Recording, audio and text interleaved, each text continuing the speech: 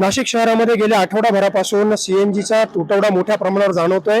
आपण जर शहरातलं काही दिवसांपूर्वीचं जर दृश्य बघितलं तर पहाटेपासून वाहनांच्या रांगा ज्या आहेत ते पेट्रोल पंपाच्या बाहेर आपल्याला लागलेल्या दिसून येतात। परंतु एमएनजीएल कडून जो काही पुरवठा होतोय त्यामुळे जो तुटवडा जो जाणवतोय त्यामुळे आता वाहनधारकांमध्ये देखील रोष व्यक्त केला जातोय। पेट्रोल पंप असोसिएशनने देखील यावर नाराजी व्यक्त करत 26 एप्रिल पासून बेमुदत बंदचा इशारा दिलेला आहे। त्या संदर्भात चर्चा करण्यासाठी आपल्या सोबत आहेत पेट्रोल डीलर असोसिएशनचे अध्यक्ष विजय ठाकरे। ठाकरे साहेब, काय सांगाल? आपण बंदचा इशारा दिलेला आहे, नेमका काय अडचणी आपल्याला यामध्ये जाणवत आहेत? अडचणी तर वेगवेगळ्या आहेत, भरपूर आहेत। आम्ही सध्या एकमेव आमची सिंगल लाईन मागणी अशी करतो आहे की आम्हाला निदान 10 तास सुरळीत सीएनजी पुरवठा व्हावा, बस एवढी सिंगल लाईन मागणी आज आम्ही करतोय। आम्हाला त्रास याच्यात वेगवेगळे भरपूर आहे, पण आम्ही आज तो मुद्दा घेत नाहीये। केवळ 10 तास सुरळीत सीएनजी पुरवठा व्हावा ग्राहकांची आणि आमची, त्यामुळे भांडणं होऊ नये, मनस्ताप होऊ नये आणि सगळ्या गोष्टी त्याच्यामुळे सुरळीत व्हाव्यात। पण सध्याचा नेमका पुरवठा किती होतोय, काय अडचणी आहेत, किती पंप आहेत शहरामध्ये सीएनजी पुरवठा करणारे, आणि एमएनजीएल कडून जो काही पुरवठा होतोय तो किती प्रमाणामध्ये होतोय? शहरामध्ये जवळपास एक 12 ते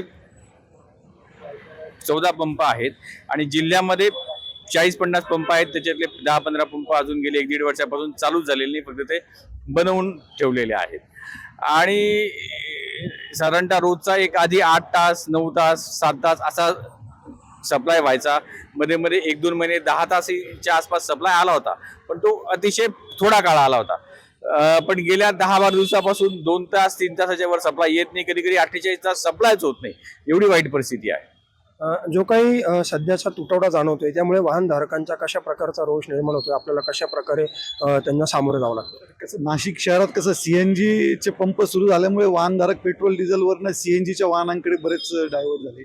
त्यांनी वाहनं विकत घेतली आणि शहरात जागोजागी पंप सुरू झालेत आणि त्या निमित्ताने ते जे ऑनलाईन पंप आहेत ते तिथं जाऊन जर समजा मिळालं नाही तर दुसऱ्या पंपावर, तिसऱ्या पंपावर असे जाऊन जाऊन त्यांचा जो ग्राहकांचा जो संताप आहे तो शेवटी पंप चालकांवरती निघायला लागला। त्याच्यातनं पंपावरती भांडण्याची परिस्थिती निर्माण व्हायला लागली।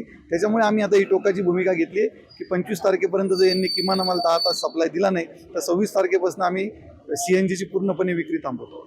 तर आपण सीएनजीचे सप्लायर आहात, म्हणजे पुरवठादार आहात, या ठिकाणी अनेक वाहनं सकाळपासून गर्दी या ठिकाणी दिसते। दररोजचा पुरवठा किती होत होता आणि आता सध्याची परिस्थिती नेमकी काय आहे आणि कशा प्रकारचा रोष आपल्याला झेलावा लागतो? रोजचा जो सप्लाय आहे तो 3-4 तास असतो।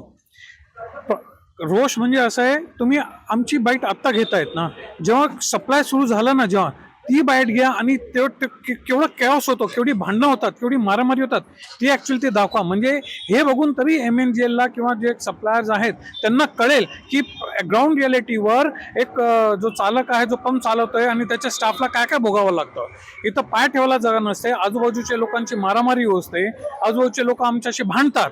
पोलीसवाले म्हणतात तुम्ही बंद करून टाका, ट्रॅफिकवाले म्हणतात रस्त्यावर एवढी गर्दी होते तुम्ही बंद करून, कारण की त्यांना त्रास होतो ट्रॅफिक मॅनेज करायला।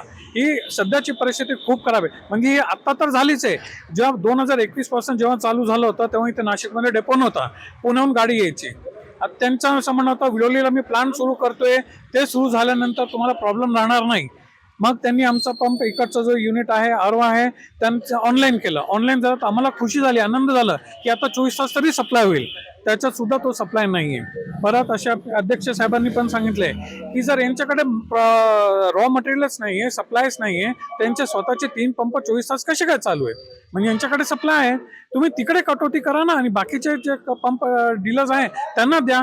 सिटीमधला पंप आहे, ट्रॅफिक इथे येतो, त्यांना तरी द्या ना, म्हणजे लोकांना सोयीस्कर पडेल, इझी होईल ते भरायला। या संदर्भात तुम्ही एमएनजीएलचे जे काही अधिकारी आहेत त्यांच्यासोबत काही आपली बैठक झाली किंवा चर्चा झाली आहे या संदर्भात? आम्ही बैठकीची 1-2 वेळा मागणी केली, आम्हाला बैठक मिळाली नाही। परंतु आमचे जे सीएनजी चालक पंप आहेत त्यांच्या मार्फत आम्ही खूपदा निरोप पाठवला, पण आता तरी निदान आम्हाला बैठक मिळेल अशी आशा आहे। आता शहरामध्ये तुम्ही जसं म्हटलं की 15 पंप आहेत, त्यापैकी आता सध्या किती पंपांवर पुरवठा होतोय सध्याच्या परिस्थितीमध्ये? तो असं आपण नक्की सांगू शकत नाही। आज या पंपावर 2 तास येईल, उद्या त्या पंपावर 2 तास येईल, असं म्हणजे प्रत्येकाला आपण थोडं थोडं लोणी लावायचं म्हणतो, असा प्रकार चालू आहे। पण मग आपला जो तुम्ही 26 एप्रिल पासून जो बंदचा इशारा दिलाय तो कायम आहे? हो, अगदी 100% कायम आहे। जोपर्यंत आम्हाला निदान 10 तास सुरळीत पुरवठा सीएनजीचा होत नाही. आम्ही 26 तारखेपर्यंत 26 तारखेच्या नंतर आम्ही आमची सीएनजी विक्री थांबवणार आहोत जिल्ह्यातली. आम्हाला इतका खूप त्रास होतोय सीएनजीचा. आम्हाला असं वाटतं कुठे चालू. आम्ही पहाटे 5 वाजेपासून जागे असतो. सीएनजी कुठे चालू होईल याचा आम्हाला धाका असतो. आम्हाला असं होतंय धंदा करावा का सीएनजी भरावा. इतका त्रास का काय टायमाला आमच्या गाड्या उभ्या असतात. गाड्या उभ्या करून आम्ही थांबतो, सीएनजीची वाट बघतो.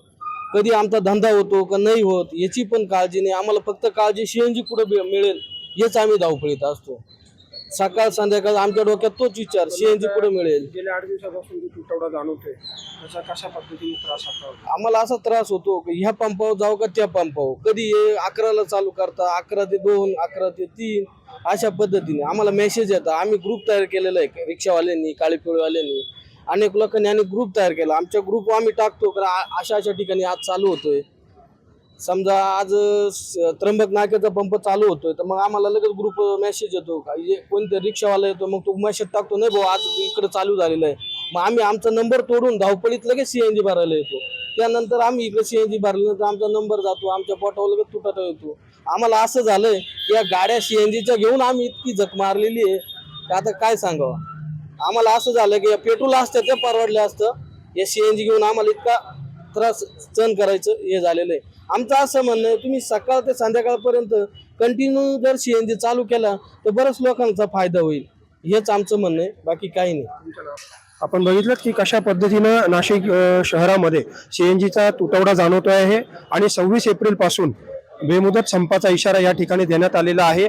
दररोज 10 तास तरी हा पुरवठा व्हावा अशी मागणी पेट्रोल डीलर असोसिएशनने केली आहे. कॅमेरामन भाऊसाहेब पवारसह मनीष कटारिया, माय महानगर, नाशिक.